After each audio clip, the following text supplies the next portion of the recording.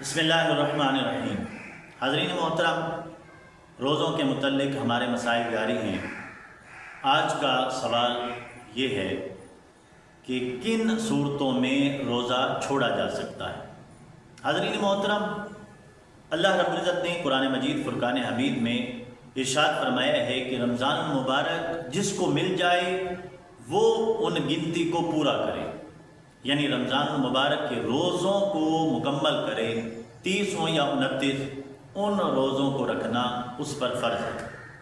ارشاد فرمایا پھر اگر کوئی بیمار ہے اور اگر سفر میں ہے تو ان 2 صورتوں میں اس کو اجازت دی گئی کہ وہ روزہ چھوڑ سکتا ہے۔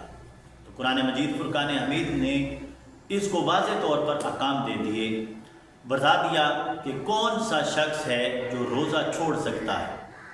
نمبر 1، کوئی بیمار ہو گیا، روزہ رکھنے کی سکت نہیں تو وہ روزہ چھوڑ سکتا ہے۔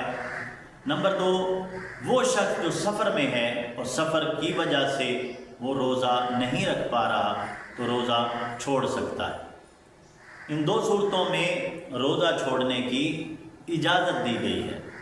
ان کے علاوہ اگر کوئی روزہ چھوڑے گا یا روزہ توڑ دے گا بغیر عذر کے تو اس کو روزے کی قضا دینی پڑے گی۔